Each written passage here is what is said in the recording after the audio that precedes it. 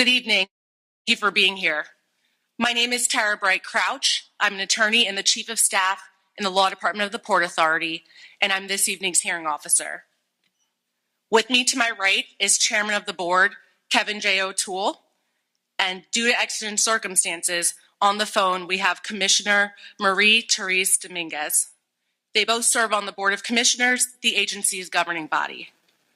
We are holding this hearing for public comment because the Port Authority is considering the proposed capital plan for 2026 through 2035, the proposed 2026 budget, as well as proposed changes in tolls and fares for the use of our vehicular tunnels and bridges and passenger rail facilities, and changes to the airport ground transportation access fees and the bus terminal fees. We've prepared materials to assist in explaining these proposals, including a written handout which can be found at the entrance to the hearing room. We will also shortly show a presentation describing the proposals. If there is something in the presentation you would like to hear again, it can also be accessed on the Port Authority's website at panyj.gov/public hearings. The hearing will begin shortly after this presentation. Founded more than a century ago, the Port Authority's mission is to keep the region moving. With a broad array of assets across the region, from airports to seaports, the PATH train, our bridges and tunnels, and the World Trade Center campus, the Port Authority is committed to keeping the region moving. Today, we'll review the Port Authority's proposed 2026 to 2035 capital plan, which builds on the strong momentum set in the previous capital plan to deliver the next generation of best-in-class infrastructure that will continue to advance the region. The Port Authority is financially self-sustaining. It receives no funding from either state and relies on raising the needed funds to construct, operate, and improve its facilities. The past 5 years have presented unique challenges to the Port Authority's operating environment, including revenue impacts from the COVID-19 pandemic, macroeconomic trends including inflation and tariffs, and rising interest rates. Despite these headwinds, the Port Authority drove the ambitious 2017 to 2025 capital plan forward to deliver transformative infrastructure projects across the region, including delivering key aspects of the transformation of the region's 3 major airports, including best-in-class facilities like the new LaGuardia and a new Terminal A at Newark. Rebuilding of the Goethals Bridge and advancing the $11 billion Midtown bus terminal replacement. Critical projects, including the raising of the Bayonne Bridge to increase the capacity of cargo movement at the seaport. Infrastructure investments and expanded capacity across the PATH system, and revitalization of the World Trade Center complex. It was a decade of achievement, but we're not done yet. The Port Authority has proposed an ambitious $45 billion capital plan that continues this unprecedented rebuilding program while maintaining our world-class standard and creating economic opportunity for the region. The 2026 to 2035 capital plan proposes $20 billion in spending across the airports, including the completion of an unprecedented transformation at JFK, including major terminals and brand new airtrain cars and stations. At Newark Liberty, completing the replacement of the airtrain and delivering an all-new Terminal B to bring every aspect of the airport up to the same world-class standard set by the award-winning Terminal A. And at LGA, replacing the 85-year-old Terminal A and vastly improving Q70 LGA Link bus access to the airport. These transformational projects in the proposed 2026 to 2035 capital plan are largely funded by private investments, cost recoveries, lease revenues, and fees, which make up 2/3 of our revenues. To support delivery of these ambitious goals, the capital plan proposes changes to airport access fees for for-hire vehicles and for taxis, which will be aligned with fees at peer airports across the country. The proposed modification would increase access fees for for-hire vehicles from $2.50 for each pickup and drop-off to $5 for each pickup and drop-off, effective March 15, 2026. The proposed modification would also increase airport access fees charged to taxis, which are currently $1.75 per pickup. Pickup fees for taxis would increase by 25 cents on March 15, 2026, with further 25-cent increases for each of the 2 following years. The proposed 2026 to 2035 capital plan would drive completion of an $11 billion best-in-class midtown bus terminal.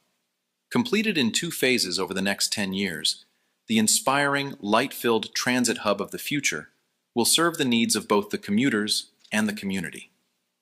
To provide important support for the cost of building, operating, and maintaining this world-class facility, the 2026 to 2035 capital plan proposes updated carrier fees charged to bus companies operating at the Midtown bus terminal.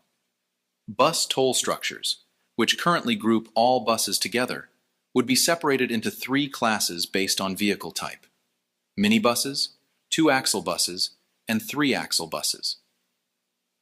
The proposed 2026 to 2035 capital plan would also drive $4.4 billion in state of good repair spending to ensure the resiliency of our crossings for another century, including advancing the comprehensive rebuild of the George Washington Bridge, extensive rehabilitations to the Outer Bridge Crossing and Lincoln Tunnel Helix, and planning for the future replacement of these assets in the 2036 to 2045 capital plan period.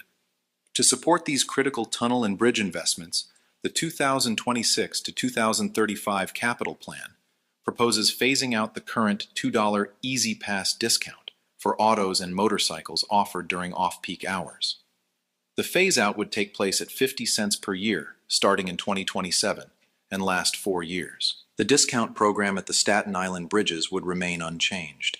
The truck discount at off-peak hours would remain unchanged, and the calculation of the Easy Pass peak rate for autos would remain unchanged.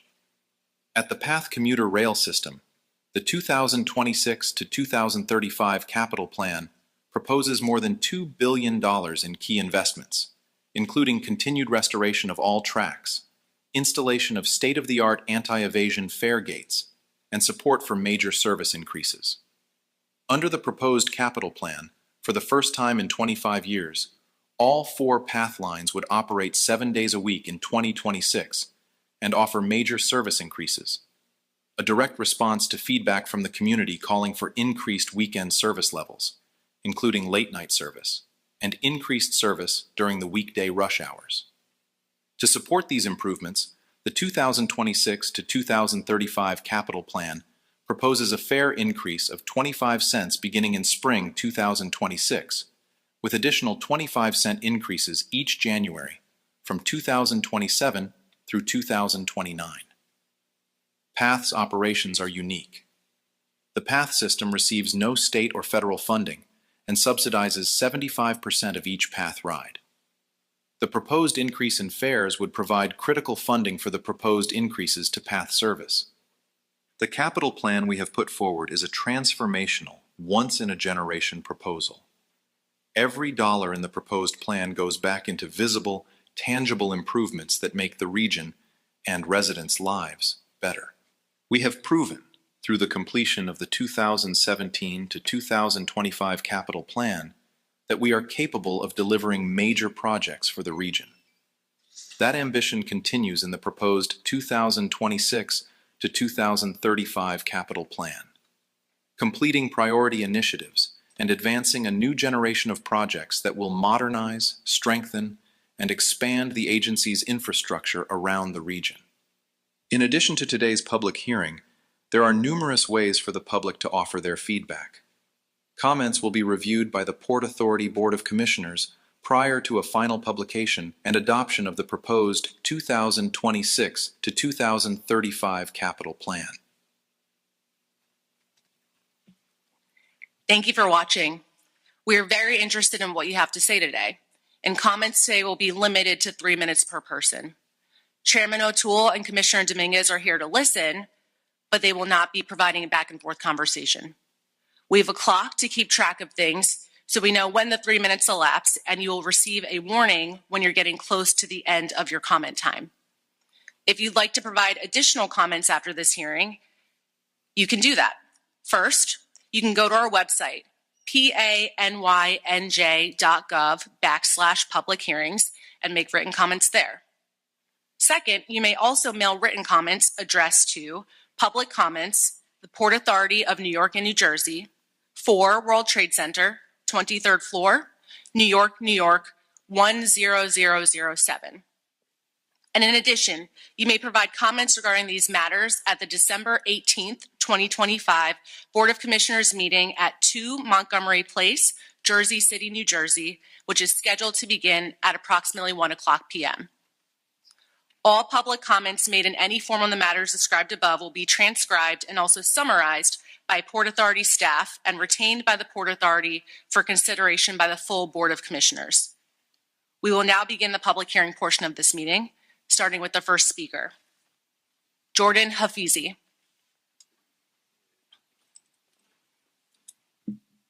Test, test. Thanks. I'm sure you guys figured that out already before I tested it. But good evening. My name is Jordan Hafizi, and I'm here on behalf of New York City Council Member Frank Morano. He represents Staten Island's 51st District, the South Shore. First, thank you to the Port Authority for bringing one of these hearings to Staten Island.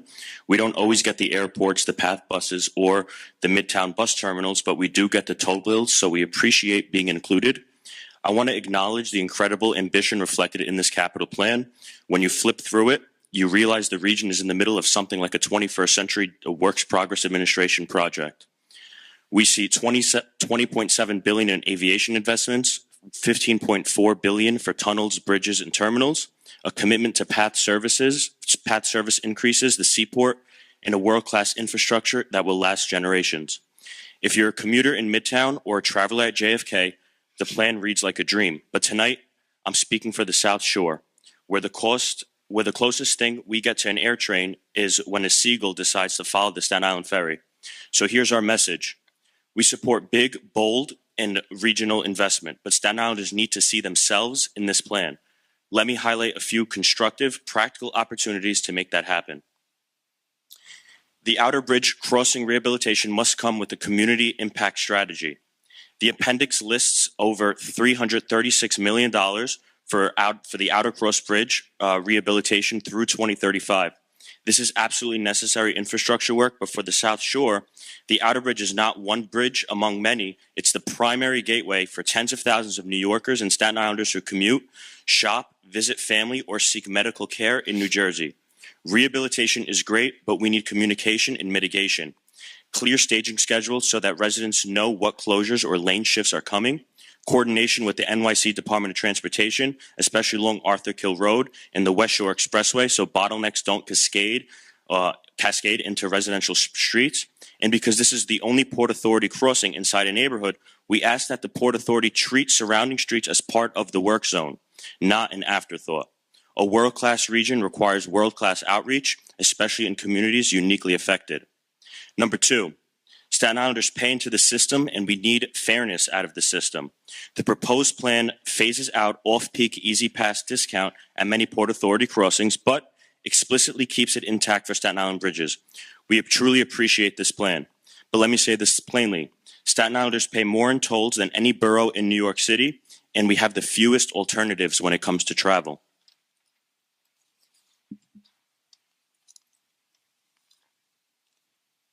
As the Port Authority invests tens of billions in airports, rail links, and a bus terminal that Staten Islanders rarely use, we ask that toll policy be viewed through a fairness lens.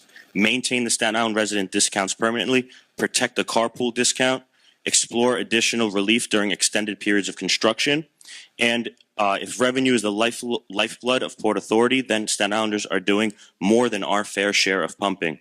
Thank you, sir. Thank you. Just one more thing as a final thought. Pride in the region means inclusion in the vision. The slides remind us that the Port Authority has delivered a decade of achievement is embarking on a decade of big ambition. We agree, and we want Staten Island to be part of that ambition. Thank you. Thank you.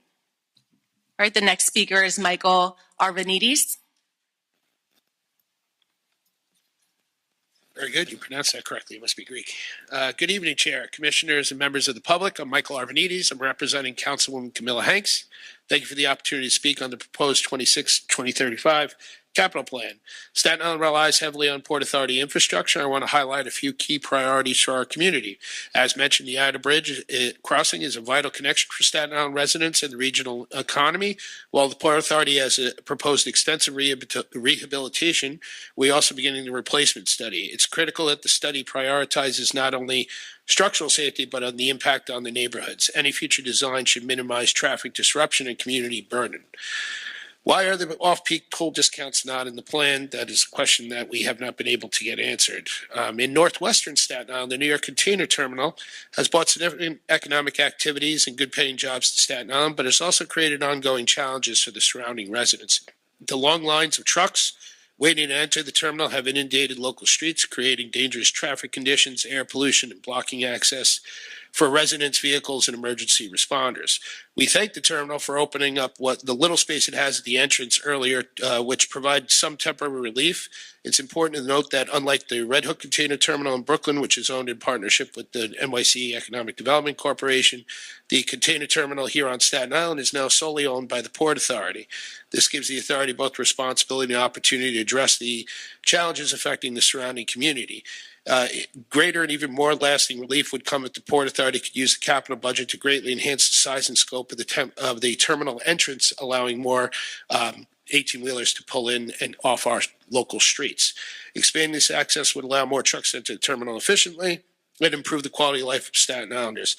The Port Authority should also consider funding a dedicated truck stop to provide staging, rest, and services for drivers, keeping trucks off local roads and reducing congestion and pollution in our neighborhoods.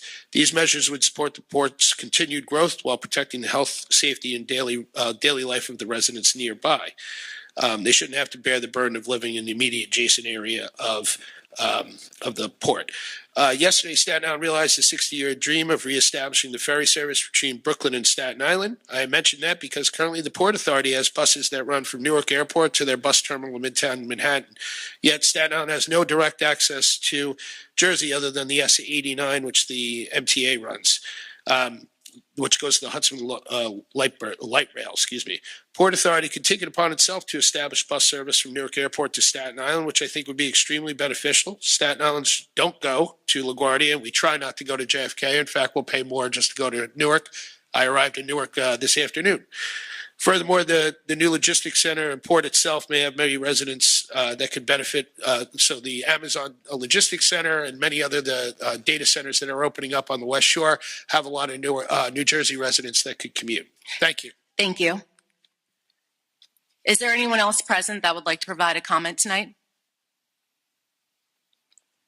Okay, let the record reflect there are no additional speakers at this time. We will leave the hearing open for 30 minutes to ensure that the public has an opportunity to provide a comment. Thank you. All